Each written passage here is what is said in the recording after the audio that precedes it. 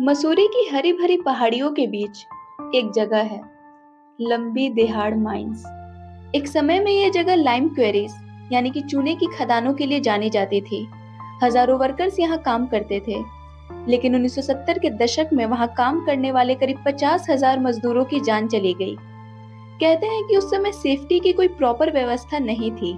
Mining की dust और खराब वर्किंग कंडीशन ने लोगों के लंग्स को धीरे धीरे खराब कर दिया। लोकल स्टोरीज बताती हैं कि कई वर्कर्स खून खांसते थे। जी हाँ, आप सही सुन रहे हैं। माइनिंग के डस्ट ने उनके फेफड़े पूरी तरह से खराब कर दिए और खून खांसते हुए बड़े ही दर्दनाक तरीके से एक एक करके उन वर्कर्स की डेथ हो गई, जिसके बाद ये माइंस पूरी तरह से बंद कर दी गई। कई लोग दावा करते हैं कि रात के समय यहाँ से चीखें सुनाई देती हैं, जैसे कि कोई आदमी अब भी दर्द से कराह रहा हो।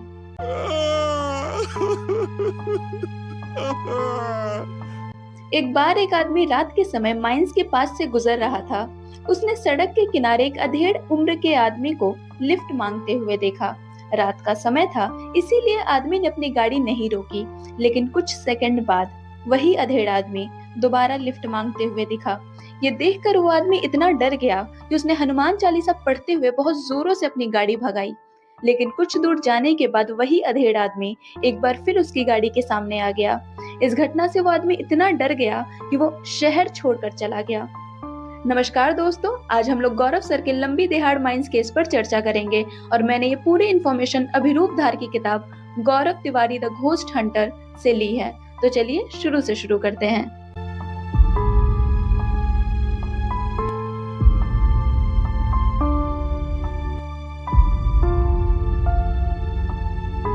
वैसे तो गौरव सर ने अपनी आईपीएस टीम के साथ कई बार लंबी दिहाड़ की इन्वेस्टिगेशन की थी, लेकिन आज की इस वीडियो में हम उस विजिट की बात करेंगे जो कि सबसे ज्यादा डरावनी रही।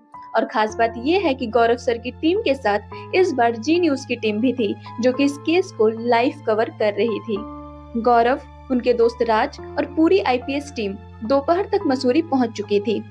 दोस्तों, राज आईपीएस टीम के ही मेंबर थे, लेकिन वो गौरव के बहुत करीबी थे। गौरव उनको बहुत पसंद करते थे और इसका कारण आपको वीडियो में आगे पता चल जाएगा। तो फ्रेश और तरोताजा होने के बाद देर शाम तक पूरी आईपीएस की टीम और जी न्यूज की टीम लंबी दिहाड़ माइंस पहुंची।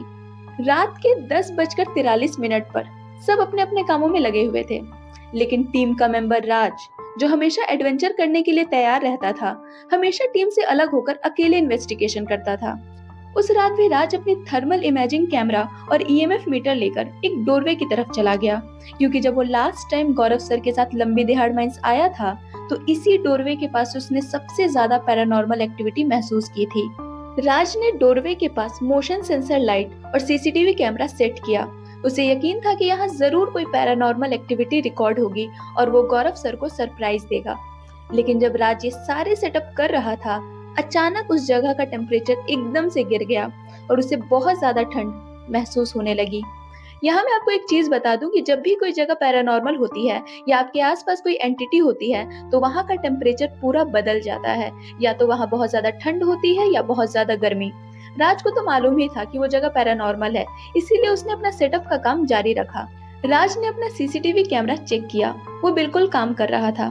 उसने मोशन सेंसर लाइट उठाया और जैसे ही वहां से जाने को हुआ, तभी उसे एक आदमी के रोने की साफ आवाज आई, जैसे कि कोई मदद मांग रहा हो।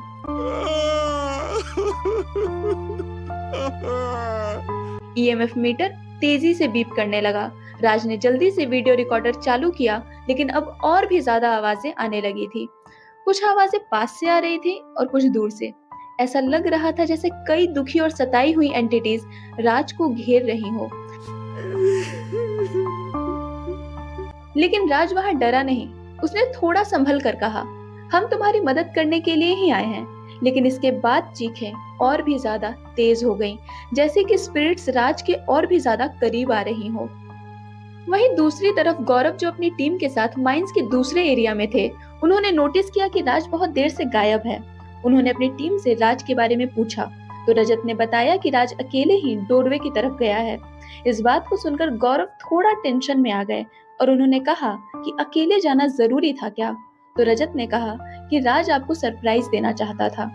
दोस्तों यहाँ पर ये बात बताने की जरूरत नहीं है कि गौरव एक बहुत ही अच्छे टीम लीडर थे। वो खुद किसी भी तरह का खतरा उठा सकते थे, लेकिन अपने टीम मेंबर को कभी भी डेंजर में नहीं डालना चाहते थे।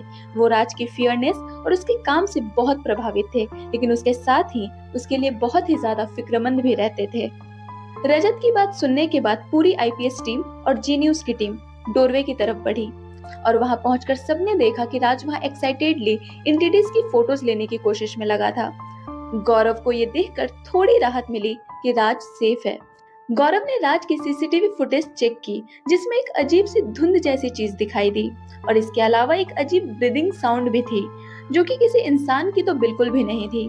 गौरव राज का काम देखकर बहुत खुश हुए और उन्होंने राज को खुशी से गले लगा लिया। तो दोस्तों इसी वक्त जब सब डोरवे के पास थे, अचानक दूसरे साइड से, जिधर बहुत अंधेरा था, तेज कदमों की आवाज आने लगी।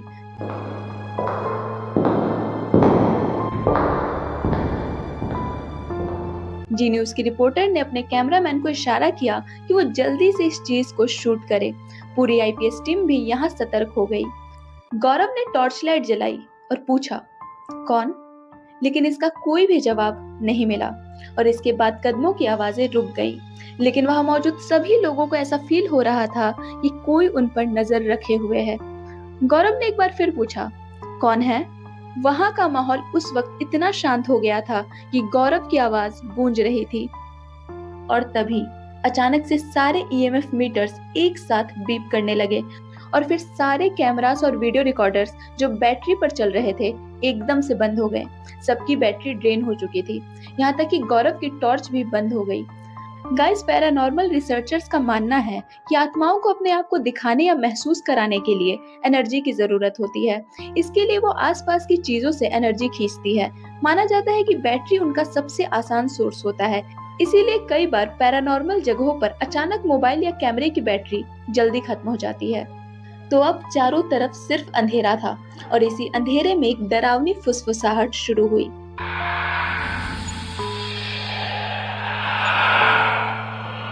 उन आवाजों में दर्द था और वो आवाजें धीरे धीरे तेज होती जा रही थी, जिससे ये तो समझ आ रहा था कि वहाँ जो भी एंटिटीज हैं वो बहुत गुस्से में हैं। और फिर एकदम से अचानक ही सारी आवाजें बंद हो गई। गौरव ने हिंदी में कहा, हम आपकी बात समझ रहे हैं, हम आपकी मदद कैसे कर सकते हैं? इसके साथ ही गौरव बार बार टॉर्च हथेली पर मार रहे थे कि शायद बैटरी रिवाइव हो जाए। राज ने एक्स्ट्रा बैटरीज निकाली और गौरव को दी, जिससे सारे इक्विपमेंट दोबारा चालू हुए। लेकिन जैसे ही टॉर्च जला, वहां कोई नहीं था। गौरव ने कहा, वो लोग चले गए। ये सारी चीजें देखकर जी न्यूज की टीम की हालत पूरी तरह से खराब हो चुकी थी। रिपोर्टर इतने ज्यादा डर चुकी थी कि वो डर से कांपते हुए कहती है, वी शुड लीव। तो गौरव यहाँ पर रिपोर्टर से मजाक करते हुए कहते हैं, फिर आपकी बिग स्टोरी कैसे बनेगी मैडम? डोंट वरी, आप हमारे साथ सेफ हैं। गौरव और रिपोर्टर के इस कन्वर्सेशन ने माहौल को थोड़ा लाइट कर दिया था। तभी एक बार फिर कदमों की आहट सुनाई दी। कोई गौरव का नाम लेकर चिल्ला रहा था। गौरव ने जब टॉर्च उस तरफ की जिस तरफ से आवाज आ रही थी, तो वो कोई और नहीं, रजत था। लेकिन अगर ये रजत था, तो वो दूसरा शख्स कौन था जो रजत जैसा दिख रहा था और बहुत देर से राज के बगल में चुपचाप खड़ा था? राज ने तेजी से दाहिनी तरफ देखा और वो एंटिटी हवा में गायब हो गई।